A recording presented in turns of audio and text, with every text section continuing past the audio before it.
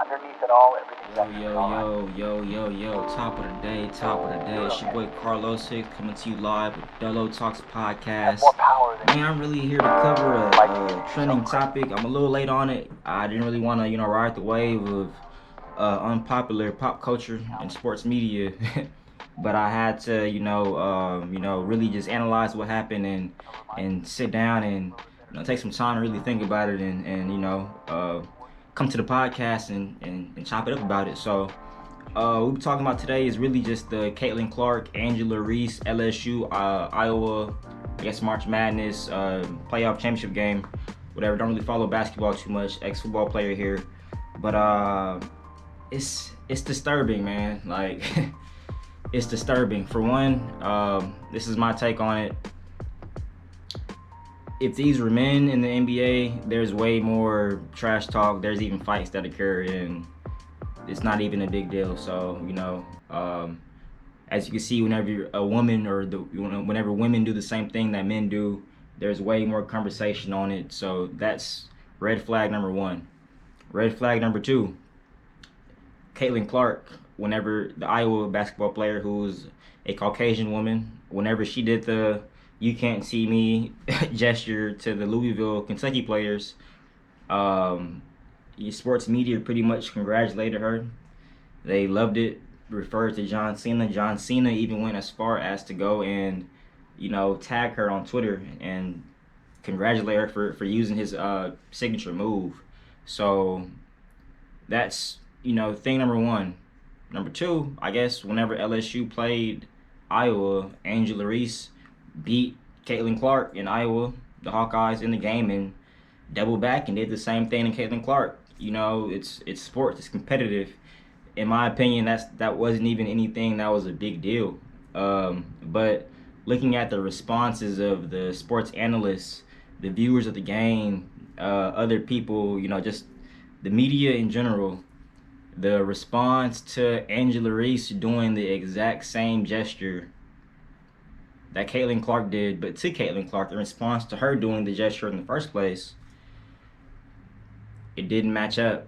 Uh, and Angela Reese is a black basketball woman player for LSU. So as we can see, what are the differences other than the color of these athletes' skin? And they did the exact same thing, but like I said, the media really did not accept Angela Reese doing the John Cena "you can't see me," and she won the game. So if that was LeBron James or CP3 or Dwayne Wade, they're making memes out of it. Everybody's lit, for the gesture after a slam dunk or a block or whatever. But once the black woman does it, after the white woman does it, who earlier received praise, she received negative feedback and was called classless, trash, ghetto. Like it's sad, man. It's 2023 and we're still experiencing racism. It's like everybody wants to congratulate and profit off of Angela Reese and these black athletes' talent and culture, but as soon as they do, one little activity that might not be in alignment with how you want them to perform, they're thrown under the bus, blacklisted, considered thugs, ghetto, trashy, unclassy. But whenever a white person goes and does that exact same thing, they get praised and told that they're changing the culture and that they know culture and that that they're bringing good to the team. But it's man, it kind of reminds me of being a black person in a white space. Let's say at work or at school, for example. I am a black educated man, but at work or I'm getting my master's degree right now or in school, I never feel obligated to cuss or I'm from the South, cuss. I say cuss, but curse, cuss, or say any derogatory, statements within the group that I'm working in, whether it's at work or in school. I feel like if I'm in any professional environment, because I'm black, I have to tread lightly and watch my tone, watch my emotions, watch my volume, be sure not to cuss, be sure to be articulate in how I speak, just to prevent any judgment based off of how my skin color. But I've noticed, like, my coworkers who are white, my classmates who are white, very, very comfortable with, cussing and being inappropriate and just being unorthodox and being that outcast of the group. And every time that I notice that, I'm like, damn, if that was me, I'm getting told that I'm unprofessional, that I'm aggressive, that I'm, you know, confrontational, that I'm inappropriate. But whenever my white colleagues go and cuss or flirt with women, with the one woman that's inside of the group, or do anything that, let's say, Caitlin Clark did, they're congratulated, they're awarded, they're told they get awards, and they they get told that they're a contributive participant within the group, and they're liked. But if that was me, it's not the same outcome. Look at crime. Whenever a black person commits a crime, oh, you're a thug. You're a you're from the hood. You're a criminal. A white person can go and shoot an entire school up, get a cheeseburger, and get called. They'll just say that he wasn't raised right, and that his parents, failed him, and he has mental illness. But compare the two offenses. Caitlin Clark, Angela Reese did the same thing. Very two different outcomes. Me, my classmates or coworkers, I tried to tread lightly, as the public would say, and make sure to not make anyone feel uncomfortable just because of my skin color. So I have to talk and change my entire demeanor to make my white colleagues feel better. But my white colleagues can sit here and talk about whatever and be so derogatory, and they get accepted and selected and chosen. Look at these comments here, man. Like, I'm reading these comments from Twitter in response to Caitlin Clark's "You Can't See Me." Here's 4 tweets. The first one says, "Quit whining about her being cocky. She backs it up. That girl can ball." Second one, "Cocky? She damn well deserves her moment here. She smashed records for women and men basketball with a 40-point triple-double in her total points. She scored more points in the season than any woman or man. That's huge, Caitlin. Have your time in the sun. You go, girl. It's all positive. Up in your face. She dropped LeBron and Larry Bird numbers. The family Larry Bird. All congratulations for doing an unclassist act." But was it? but was it though? So let's look at Angela Reese's, public feedback. Trash can, the Bayou trash Barbie. Yeah, taunt the girl who just dropped 30 on you in a losing effort.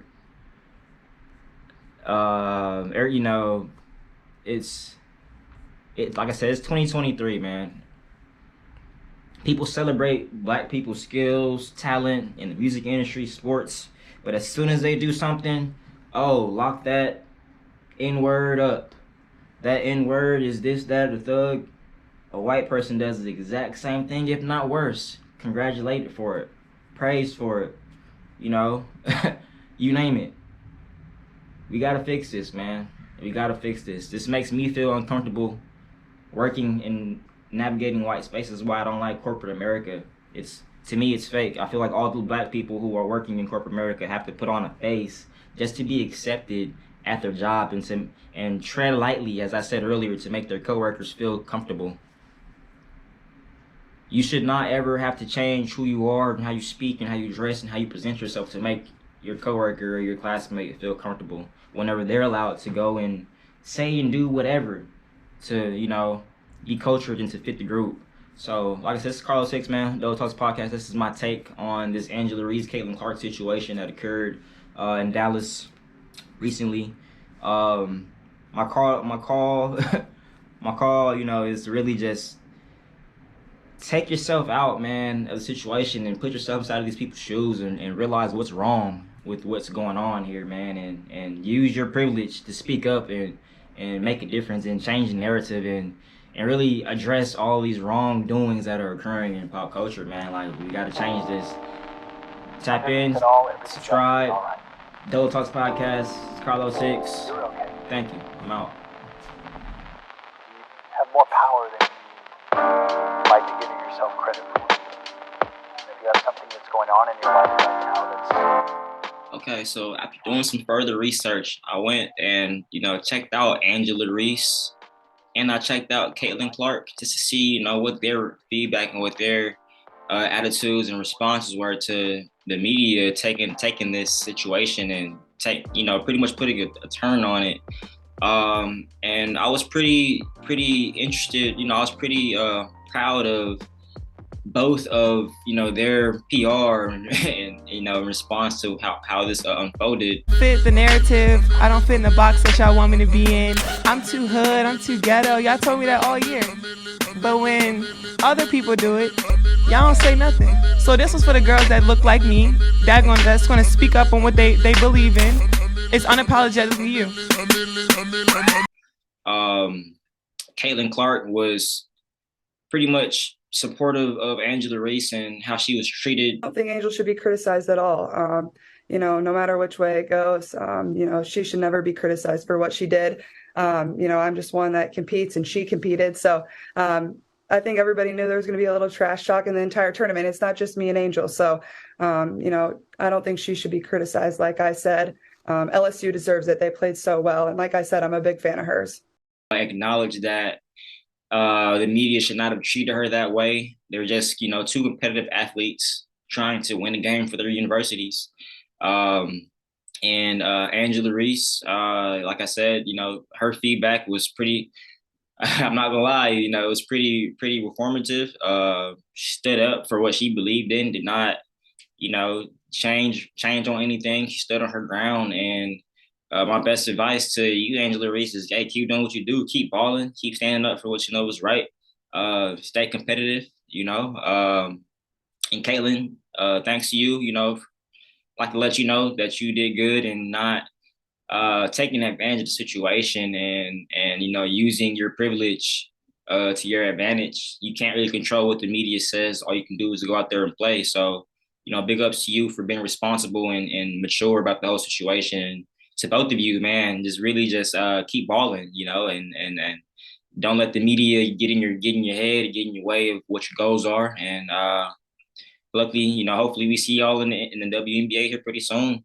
And also, too, I would love to have both of y'all on the podcast together on Dolo Talks together. So if y'all are interested, tap in. My email is carlos6@dolotalkspodcast.com, or you can book on here at www.dolotalkspodcast.com. I would love to have y'all and share, what you have to say with the Dolo community, and share some tips, tricks, and challenges that you two self-starters can spread to our community to gain to get some more insight. So yeah.